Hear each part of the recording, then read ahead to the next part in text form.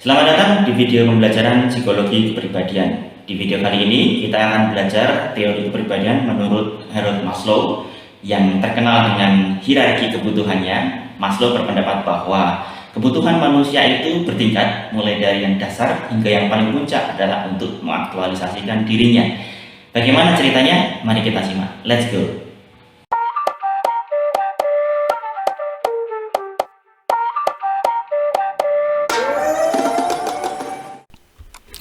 Mari kita mulai. Abraham Harold Maslow lahir pada tanggal 1 April 1908 di Brooklyn, New York. Maslow tumbuh dalam keluarga Yahudi imigran dari Rusia. Sebagai anak tertua dari 7 bersaudara, ia sering merasa terisolasi dan tidak bahagia. Masa kecilnya penuh dengan tekanan akademik dari orang tuanya, terutama dari ayahnya yang menginginkan Maslow untuk menjadi seorang pengacara.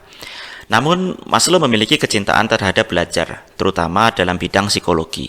Ia kuliah di University of Wisconsin, di mana ia belajar di bawah bimbingan profesor terkenal Harry Harlow. Disinilah minat Maslow terhadap motivasi manusia mulai berkembang. Maslow meraih gelar PhD dalam psikologi dan bekerja di berbagai universitas bergengsi, seperti di Brooklyn College dan Brandeis University.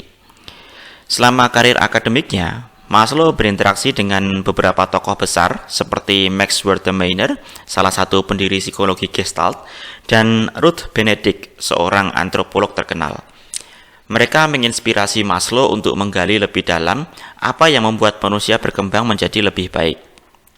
Pada tahun 1960-an, Maslow memperkenalkan pendekatan psikologi humanistik yang sering juga disebut sebagai gelombang ketiga dalam psikologi setelah psikoanalisis dan behaviorisme.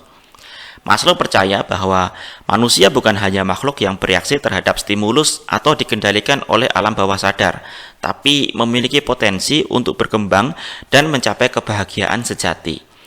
Maslow meninggal pada tahun 1970 akibat serangan jantung, tapi teorinya tetap menjadi salah satu pilar penting dalam psikologi modern.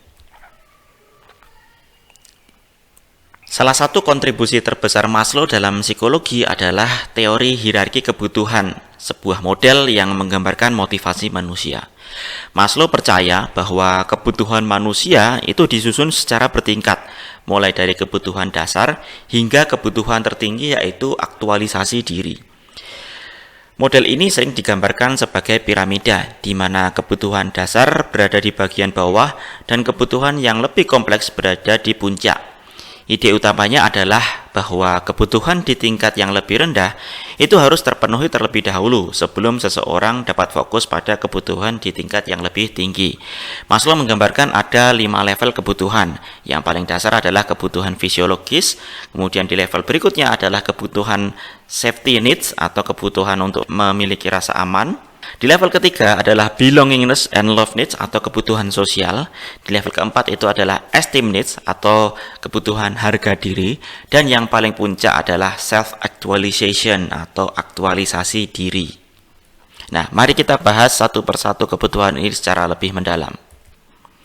Yang paling dasar, lapisan pertama adalah kebutuhan fisiologis. Ini adalah kebutuhan dasar untuk bertahan hidup, seperti makan, air, udara, tidur, dan tempat tinggal. Tanpa pemenuhan kebutuhan ini, manusia tidak dapat fokus pada hal-hal yang lainnya. Kemudian di level atasnya itu adalah kebutuhan keamanan. Setelah kebutuhan fisiologisnya terpenuhi, maka manusia mulai mencari rasa aman. Kebutuhan ini mencakup perlindungan dari bahaya, stabilitas keuangan, dan jaminan kesehatan. Lapisan ketiga adalah kebutuhan sosial, yaitu kebutuhan untuk mencintai, dicintai, dan merasa memiliki. Manusia adalah makhluk sosial yang memerlukan hubungan emosional dengan orang lain. Berikutnya adalah kebutuhan harga diri. Kebutuhan ini mencakup penghormatan terhadap diri sendiri, seperti kepercayaan diri dan pengakuan dari orang lain. Lapisan tertinggi adalah aktualisasi diri. Ini adalah kebutuhan untuk menjadi versi terbaik dari diri kita, mencapai potensi penuh dan hidup dengan penuh makna. Nah, Maslow juga menjelaskan beberapa ciri orang yang sudah mencapai aktualisasi diri. Orang-orang ini biasanya menerima diri sendiri dan orang lain dengan apa adanya, memiliki kreativitas yang tinggi, serta fokus pada misi hidup yang lebih besar daripada untuk kepentingan pribadi. Teori Maslow ini telah digunakan di berbagai bidang, misalkan di bidang pendidikan, manajemen, kesehatan mental, dan lain sebagainya. Namun teori ini juga memiliki beberapa kritik. Kritik utama teori ini menyatakan bahwa urutan hierarki ini terlalu kaku. Tidak semua orang itu mengikuti urutan ini.